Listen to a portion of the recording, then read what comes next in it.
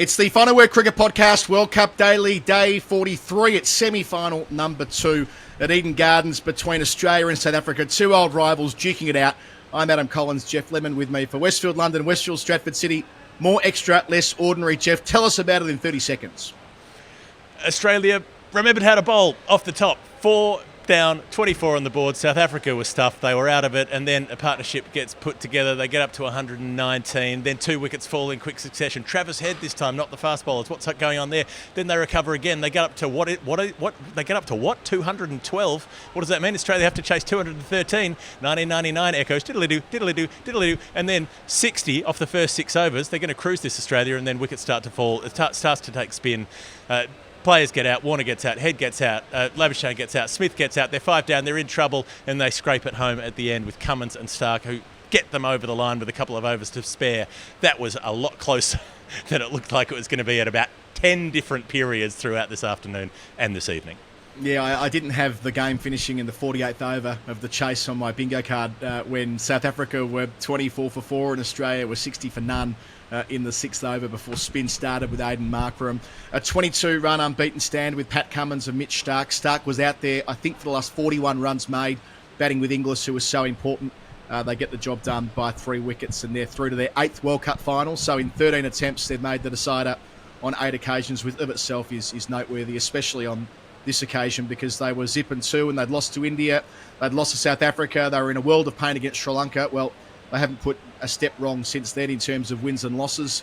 Pat Cummins has been clear throughout the tournament. They're yet to kind of put together the perfect performance. Well, with the ball, it was close to that today. It wasn't with the bat, but I suppose it was never going to be easy on a surface it was going to take to spin. The Maharaj factor, brought in belatedly, taking a wicket with his first ball. Shamsi back in the side, doing so well, bringing so much energy. Markram having his say.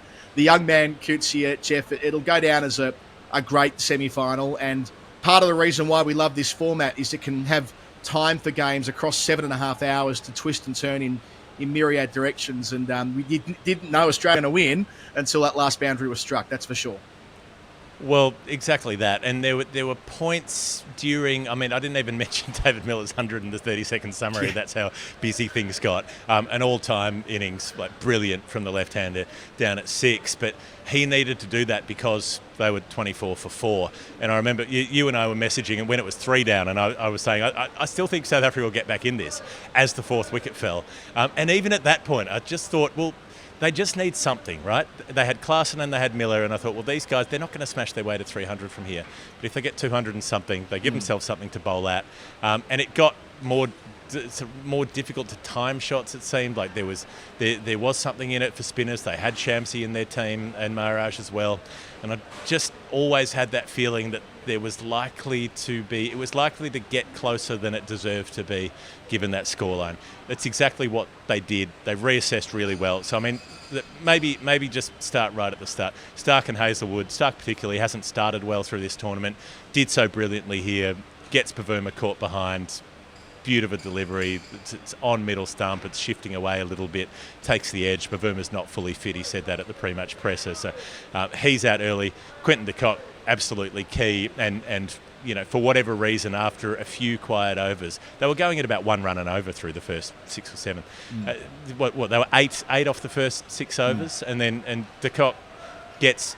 It was the most full pitch delivery I think anybody had bowled all day, and it still wasn't completely full. It wasn't a half volley, and it was a cutter, and he tries to hit it over mid-on, and in the end just hits it high up in the air. Cummins tracking back, very difficult catch, swirling around, and he takes it tumbling backwards. They're 2 for 8 or 8 for 2, 8 runs, 2 wickets, you can figure it out, you're all grown-ups. And then the next couple go down, the screamer at Gully, Rassie van der Dussen, who was struggling out there. But it still felt like there was time if you were good enough, Miller and Klaasen, and they were good enough. They were good enough to rebuild to 119. Klaasen gets out, bowled by Travis Head, but Miller just keeps going and just keeps building with the lower order and never completely started to smash it around and take the game on, just played sensibly through till almost the close of the innings. Yeah, just on that, though, 119 for 6, and they managed to get it to 212, and that's mostly due to Miller. I agree with you. That's one of the great under-pressure World Cup hundreds from where South Africa were. And the reason they were in that position is Australia put the squeeze on. I thought about Bobby Simpson, who coached this Australian side when they won the World Cup in 1987. And I can sort of hear him doing media conferences and all the books that he contributed to after finishing up as coach, talking about the one thing you can control is the way you approach your fielding. And Australia's fielding from the outset was brilliant. Marner saved the boundary, Head saved the boundary, Warner saved 2, and that was all in the space of the first 3 overs. The squeeze was on. Hazelwood was hitting his length every single delivery. I think at one stage the graphic on TV had that Hawkeye, whatever they call it, projection, and every ball he bowled was on a good length, and that is the extra pressure that Hazelwood brings. Didn't even bowl his full complement in the end. That's a different conversation, perhaps now for another day. But they were setting the standard in the field. The catch that Cummins took underneath it, so important given how de Kock's played through the tournament and laid the foundation for South Africa when they were making those big tallies batting first. And that's where they're able to turn the screw. There were other big calls from Cummins as well. Yeah, the fact that he bowled Stark for a 6-over off the trot, I thought, like, that is not without risk. That's not the game plan. Plan A is not Stark bowling 6 in a row. It is having the ability to bring him back for, it's usually 3 or 4, and splice his overs in carefully. And Stark hasn't been at his best through the tournament, but it was his 6th over that found the edge the second time, and they're right into them at that point. They get the 4th wicket to make it 24 for 4 when Hazelwood finds an outside edge for the second time. And, it was never going to be a huge score after that. And the other big thing that Cummins did and got right in the field was picking the right moment to deploy Travis Head. I mean, that partnership was at 95 when he gets Klaasen. You can see a world where that becomes a stand of 155 or 175, and maybe they scratch their way to 250, and that probably would have been enough. Hard to know for sure, but you would say that balance of probabilities with Shamsi and Maharaj bowling as well as they did later in the evening. I know that Markram didn't bowl his full complement, still had overs to go. But Cummins uses Head, who picks up Klaasen and gets Jansen with a beauty. First ball, he's on a hat-trick inside his first over. So, everything Cummins touched turned to gold in the field, and then the unbeaten runs. It's the 3rd time this year that Cummins has played a vital contribution and been the match winner with the bat, or played his role with the bat. Of course, at Edgbaston in the first Ashes Test match, a stand of 55 with Nathan Lyon for the 9th wicket. With Glenn Maxwell, a partnership of 202 a week and a half ago. And tonight what he did alongside Stark, that is nerveless batting from the captain. That's why he's leading this team. Yeah, and the patience that they had, because they had so many overs to spare at that stage, the patience to just block out a lot of dot balls from the spinners, not take the risks where, because the ball was turning so much, it seemed to rag more and more as the game went on. Even Aidan Markram at the very back end of the second innings was turning it square after Shamsi and Maharaj had finished up their allotment. And Travis Head as well. I may have overplayed his bowling a bit on the commentary, because I thought that one turned more than it was given credit for. He was saying, it was the straightest straight ball ever that bowled Klaasen. The one before that absolutely shreds. Yeah. So he gets one to turn big time to Klaasen, who's backing away and trying to hit it through the offside, and then gets cramped up for room and has to sort of stab the bat down on it. The next one, Klaasen is expecting it to turn in, and he plays for that.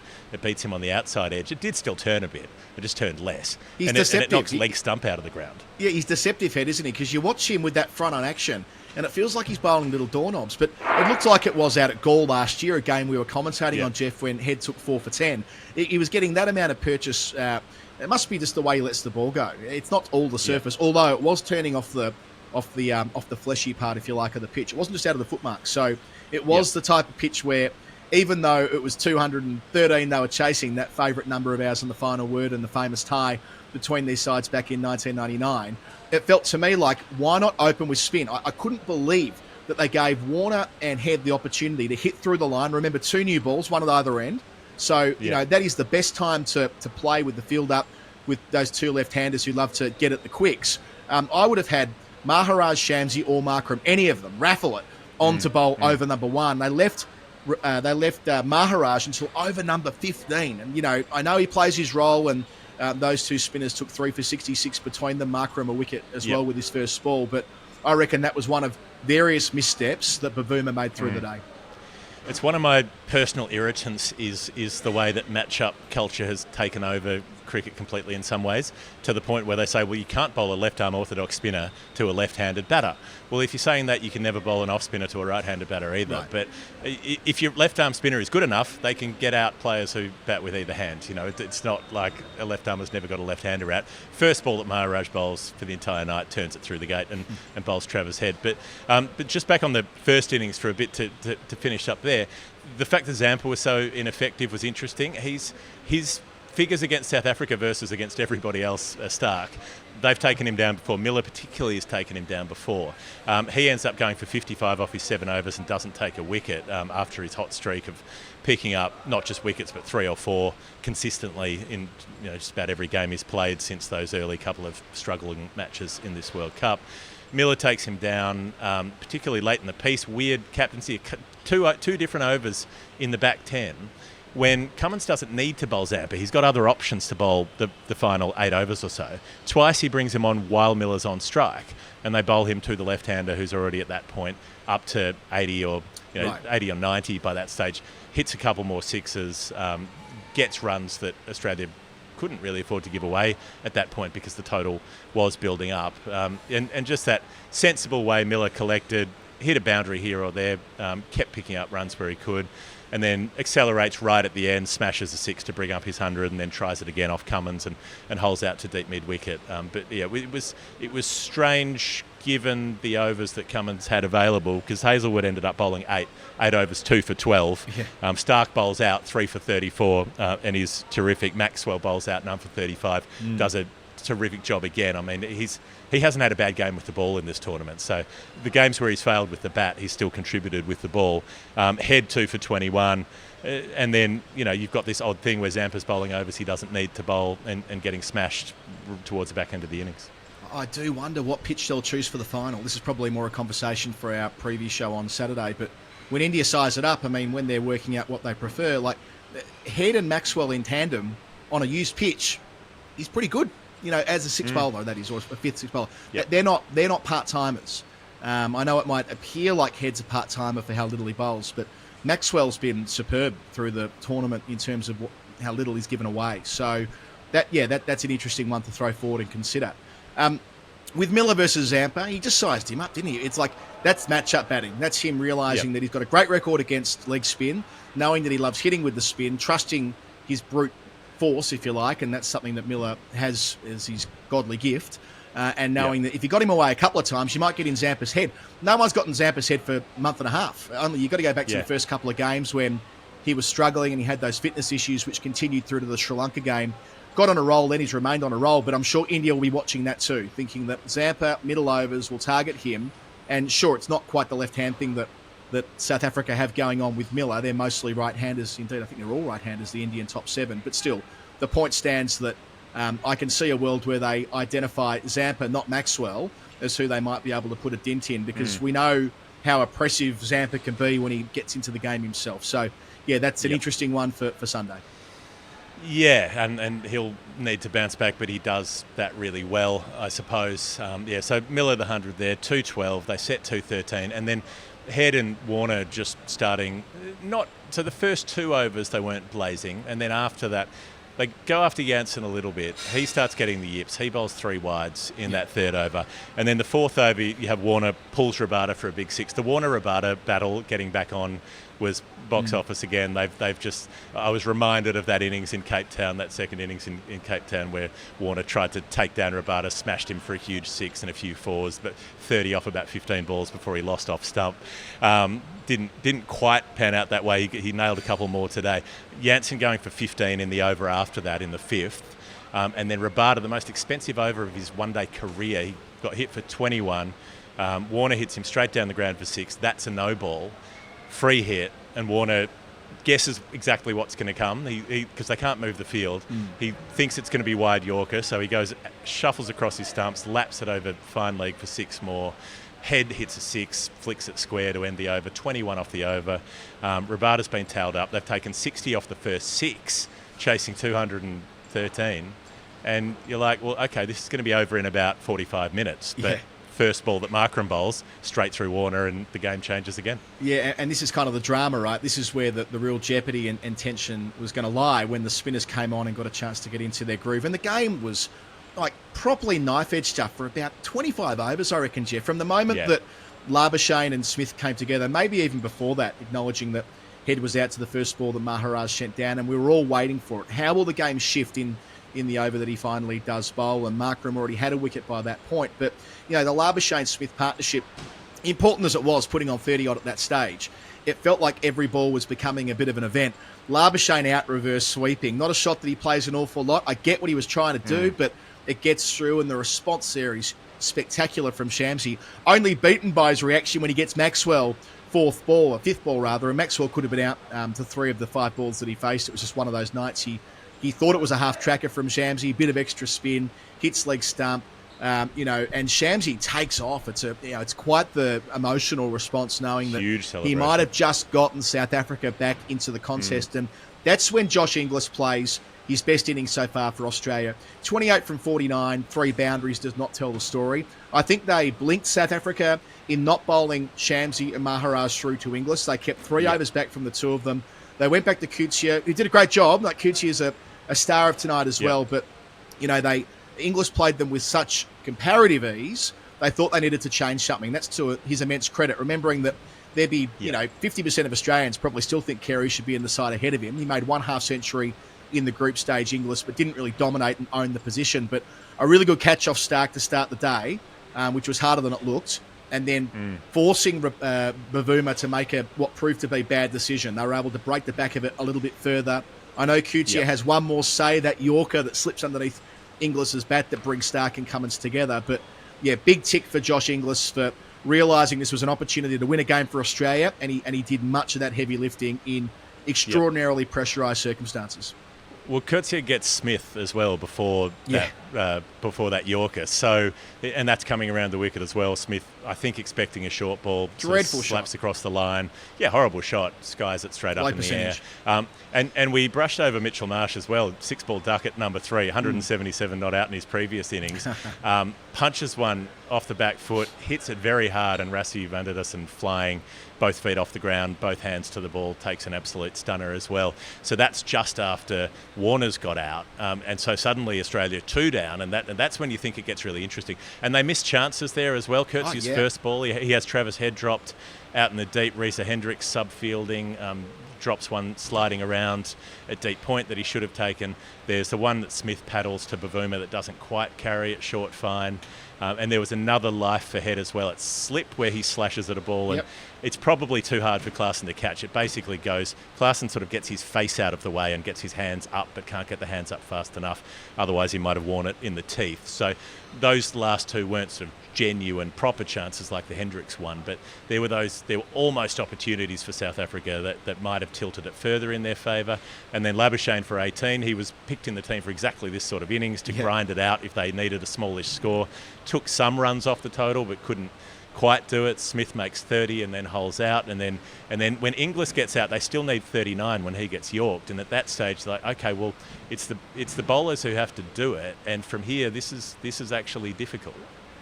Yeah, and I thought that the 5 half chances South Africa had, and I include the leg before on that, the one that Shamsi bowled to Labuschagne, hit him on the back pad. They were convinced it was out. There's a bad review later, but that was the right review, and they get the umpire's call, and it goes Australia's way outside the line of the off stump, by more than 50%, so no dramas. But when you've only made 212, you need more than half chances breaking your way. The only one that could have maybe tilted it at the very end was the inside edge that ballooned off de Kock's gloves, which, if that sticks, then that's off Cummins when he's on about 5 or 6 from memory. They get an early look at Zampa, maybe Hazelwood, and it would have been real squeaky bum stuff for Australia. But the half chances were there, and South Africa created those. But if 1 out of those 5 get taken, perhaps the Hendricks one is the one that's more than a half chance. The others are, they stick or they don't. And there's Cummins squeezes one out almost to Miller at short mid-wicket as well, in front of him, later in the piece. So, it was 39 to go when Smith got out, 20 to go when Inglis got out, and that was what Cummins and Stark were able to tick off, and it's during that partnership that Cummins is almost caught at short mid-wicket, which could have made things interesting too. Zampa and Hazelwood trying to pick off 10 or 15 between them would have been no sure thing. So they came very close, South Africa. It wasn't quite the last over absolute ball terror of 1999. You always felt like Australia should win it, but they were always one wicket away from being in a lot more jeopardy. South Africa deeply disappointed, of course, that they didn't get there, but it didn't feel like it wasn't a game that was in their hands and fell out of their hands. It was a game that they scrapped with incredible endurance and a refusal to give up, and they just kept going at it and wouldn't give up on the idea that the game wasn't quite theirs. So I thought it was thoroughly commendable the way they went about it, and I hope they get given respect rather than treated with the same kind of shabby bullshit that people often talk about when they talk about South Africa. Yeah, I agree. I think that they're going to cop that, right, from the same boorish suspects about choking and so on, but they did an almighty job to stay in the game, having fallen to where they did early on, and that was mostly excellent bowling and brilliant fielding from Australia, right? Like, that's allowed to happen. That's part of the game. If the other team plays really well, you will be under pressure, and so they were. And to stay in it till the penultimate over of the match is commendable to them. They've had a great World Cup. They've played some really exciting cricket. They've, I would say, exceeded expectations coming in, Jeff. They were 2-0 down to Australia in a bilateral series 8 weeks ago, rather. And we would have said, if they make the final four, it's a huge win for them. And look, they've come within maybe 20 or 30 runs of making it to the decider. So they'll be gutted tonight, never having made a World Cup final. Hearing all this about Australia making 8 from 13, that'll hurt. They've performed exceptionally well, and I think it's to their credit that they were able to stay in there tonight. Hall of Fame? Let's do it. This is the final word Hall of Fame for Westfield London, Westfield Stratford City. Jeff, as it was last night, I was sent 2 lots of copy, one for Australia winning or one for South Africa winning, so I'll read the one that's up the top. Burying your demons can be difficult. Just when you think there's no way the ghosts of the past can come back to haunt you, the sins of the father are visited upon the son or appointed foreign secretary. Very good, Sham. That's why the ancient Egyptians went to such great lengths to ensure their dead stayed buried in massive stone tombs. That's right. It's the horizon of Khufu again. Say goodbye to South Africa. You're headed for North Africa for the best edutainment experience since your teacher wheeled in a television to the classroom and made you watch Behind the News. Journey through the Great Pyramid of Giza, attend Pharaoh Khufu's funeral, very good, and say hello to some weirdly rendered CGI cats as part of this incredible virtual reality experience. When Moses told Pharaoh to let his people go, this was what he wanted them to go and do. And there's no better time to book your tickets than now, because prices have been slashed to just £20 for adults until the end of November. Horizon of Khufu is exclusive to Westfield Stratford City, along with Westfield London. They are both more extra, less ordinary. Jeff, your final word moment of the day. That's beautiful, and it brings to mind Alan Ruck at the beginning of Ferris Bueller's Day Off, when Cameron was in Pharaoh's land. Let my Cameron go. I think I just have to come back to the Warner Rabada a bit, because I've enjoyed this contest. I mean, in a lot of ways they hate each other, but maybe there's some professional respect there. I don't know. We might get to see them up against each other one more time in the T20 World Cup next June. That would probably be it. But it was really, I was glad that the finals fell in this fashion, the matchups fell in this fashion, so that we did get one more little Warner Rabada bit, and the 6 and then the 6 off the free hit, no ball situation. Rabada's had much the better of Warner over the years, but Warner, he made 29 tonight, but it was so important in just punching things along. And he went past Michael Bevan today for runs, Adam. So in terms of Australians with more one-day runs, it's only the War brothers, Michael Clarke, Adam Gilchrist, Ricky Ponting. And he's played like between 100 and 250 fewer matches than those players. Right. You know, his record is extraordinary. He's got a better average than all of them, better strike rate than all of them, and he's almost never been not out, unlike all of those above him who've had a lot more not out innings, and he still has a better average. Like he is underappreciated for just how good he is at 50 over cricket, David Warner, and hopefully that changes a little bit once he wraps things up, because he's got one more game, and then that's going to be it for his 50 over career. Very nice. I've got a few bits and bobs and then an announcement to make. So the 12 to win And Smith's there talking to Mitchell Marsh about his bat. I thought that was so on brand for Steve Smith, like fucking around with the back grip and that kind of thing. I love the Shamsy wicket celebration to get rid of Maxi, running around like Imran Tahir. I mentioned it already, but it's noteworthy in the Hall of Fame. Travis Head's send-off. I say send-off. The way Travis Head responded when he bowled at Klaasen to wave him away. He's made that part of his routine when getting a player out. You know, for Travis, who's a very modest guy, to have quite an elaborate send-off, if you like, even though it's not really a send-off, is all part of the fun. Jeff, Hall of Fame worthy is the fact that we're doing 2 live shows in the summer. We're doing one on the 11th of December at the Corner Hotel in Melbourne, and one in early January, the 7th of January, which is day 5 of the Australia-Pakistan Test at the Comedy Store in Sydney. So both links will be in the show notes. As of tonight, you're going to be hearing a lot about it, but book straight away. 11th of December at the Corner. We're thrilled to be doing a gig there. And that will be our homecoming show of sorts, and then up to Sydney for the first time on the 7th of January. All right. Yeah, we've been to Sydney before, but the first time we'll be doing a live show into Sydney. It would be weird if we hadn't been to Sydney. We haven't seen a lot of cricket in Sydney, but we go to Sydney to go to the cricket quite often. That's quite right. Okay, Jeff, you've got places to be, so let's put a pin in it there. We've got a World Cup final preview. We're up to the grand final. Ahmedabad is where the final will be, where Jeff will be going. The big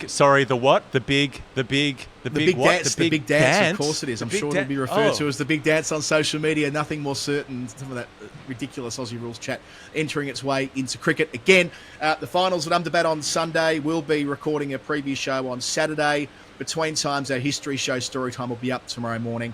That's it. Australia through to the final again. They find a way to always do it at the pointy end of these competitions. A great performance. And we can't wait for Australia-India. It's going to be a blockbuster on Sunday. For Westfield London and Westfield Stratford City, more extra, less ordinary. Good night. See you in Ahmedabad.